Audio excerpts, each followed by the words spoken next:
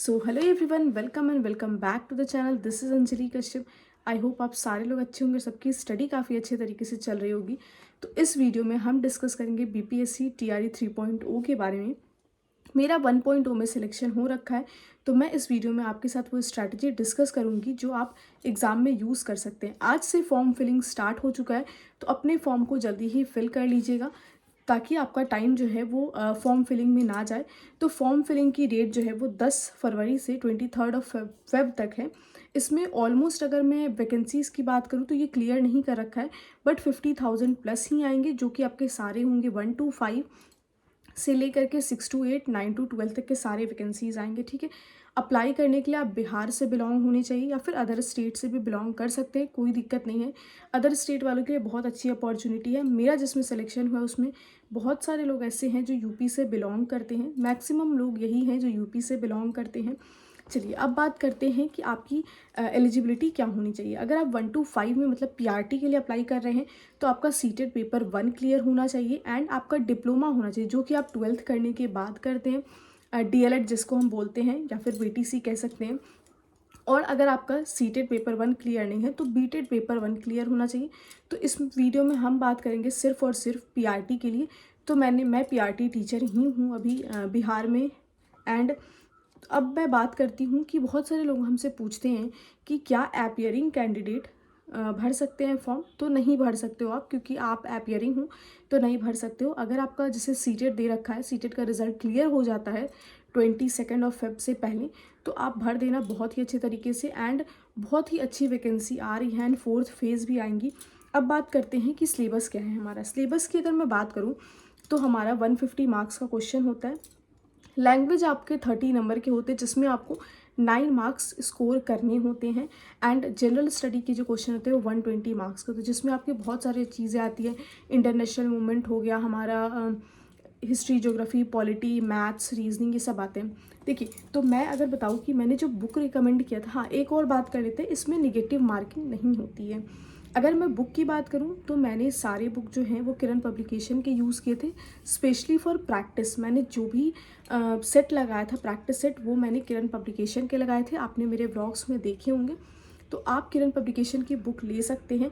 मैं आपको डिस्क्रिप्शन में लिंक प्रोवाइड कर दूंगी। किरण पब्लिकेशन की बुक एसएससी में तो बहुत ही बेस्ट मानी जाती है और आपको बीपीएससी में भी काफ़ी ज़्यादा हेल्प करेंगी।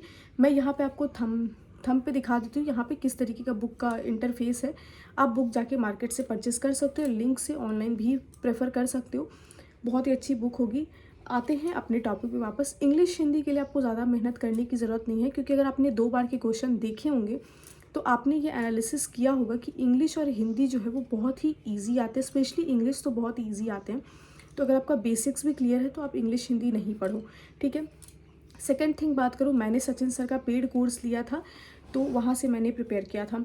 अब आगे बात करते हैं कि इंडियन नेशनल मूवमेंट जो है वो मैंने शशि सरन सर के क्लास से किया था, ऑफिसर एकेडमी से, जो कि मुझे पीडीएफ प्रोवाइडेड थे, मैंने उसी को रीड आउट किया था। आपको वो पीडीएफ मेरे टेलीग्राम चैनल पे मिल जाएगी, तो वहाँ से आप उसको रीड कर लेना। बहुत ही अच्छी पीडीएफ है। मैं आपको स्ट्रांगली रिकमेंड करूँगी कि आप इंडियन नेशनल मूवमेंट को, भारतीय राष्ट्रीय आंदोलन को वहीं से करो। अगर आप वहाँ से कर लेते हो तो काफ़ी सारे क्वेश्चन आपके मैच होने के चांसेस है। एंड नेक्स्ट मैं बात करती हूँ ईवीएस और साइंस की। तो मैंने ईवीएस और साइंस पूरी क्लास साजिद सर से की थी एंड साजिद सर का बेस्ट था। मुझे लगता है कि ईवीएस और साइंस से मेरे में तो बहुत ही ज़्यादा क्वेश्चन आए थे साजिद सर के पढ़ाए हुए। देन मैं बात करती हूँ कि अगर आपका मतलब जनरल स्टडीज़ का बैकग्राउंड है, मतलब सोशल साइंस का बैकग्राउंड है, तो आपको दिक्कत नहीं होगी, लेकिन थोड़ा बहुत आपको दिक्कत हो सकती है वो सोशल साइंस वाले पोर्शन में। साइंस में आपको बेटर क्वेश्चन मिलेंगे, देखने को मिल सकते हैं, लेकिन सोशल साइंस में हमारा क्या होता है कि इतना ज़्यादा हमारा एरिया होता है, वास्ट एरिया होता है कि हम उसको कवर नहीं कर पाते। बट आप कोशिश करना कि मैक्सिमम क्वेश्चन आप उसमें कवर कर लेना। बहुत सारे यूट्यूब पे आपको क्लासेस मिल जाएंगे। मैंने कोर्स लिया था सचिन सर का, तो मैंने वहाँ से पढ़ा था एंड मेरा सिलेक्शन भी हुआ है, तो मैं थैंकफुल हूँ सचिन सर की। बट हाँ, ईवीएस तो मैं ज़रूर रिकमेंड करूँगी कि अगर आपको साजिद सर के क्लास कहीं से मिलते हैं ईवीएस एंड जनरल साइंस, तो आप वहाँ से कर लो, बहुत ज़्यादा बेनिफिट मिलेगा। मैंने कुछ पीडीएफ अपने टेलीग्राम पे शेयर कर रखा है, वहाँ से आप देख लेना। तो ये हुई क्लासेस की बातें। मोस्ट इम्पॉर्टेंट थिंग कि कट ऑफ जो है टीआरई 2.0 में ज़्यादा गई थी कंपेयर टू 1.0 के। तो आप ये ध्यान रखना कि आपकी प्रैक्टिस इतनी स्ट्रॉन्ग होनी चाहिए कि आप अच्छे तरीके से उसको फुलफ़िल कर सको। देन आगे मैं बात करती हूँ कि आपका अगर मान लो सेट है, कोई भी प्रैक्टिस सेट है अदर देन किरण पब्लिकेशन, तो आप एक ओएमआर रख लेना। बट किरण पब्लिकेशन में आपको ओएमआर पीछे में मिल जाते हैं, तो उस पे प्रैक्टिस करना। ओएमआर पे प्रैक्टिस करना बहुत ही ज़्यादा ज़रूरी है, क्योंकि अगर आप नहीं करोगे तो आपका कभी कभी स्किप हो जाता है। जैसे मेरे से 3-4 क्वेश्चन स्किप हो गए थे, मतलब मैंने पीछे का ना करके मैंने मतलब नेक्स्ट पेज का फर्स्ट समझ के बना लिया था। मतलब समझ लो कि 1 to 5 का क्वेश्चन का आंसर मैंने 6 to 10 में लगा दिया था। ये चीज़ें मैंने कर दी थी, जिसकी वजह से मेरे 5 क्वेश्चन ऐसे ही गलत हो गए थे।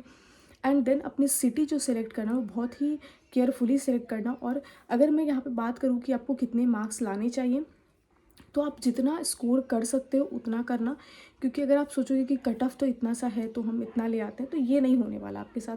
क्योंकि अगर आप कट ऑफ से थोड़ा बहुत मार्क्स लाओगे तो आप कहीं दूर डिस्ट्रिक्ट में चले जाओगे। ये मेरे साथ हुआ था कि मुझे घर से थोड़ा डिस्टेंस वाला डिस्ट्रिक्ट दिया गया है, तो इस वजह से तो ये चीज़ों का ध्यान रखना।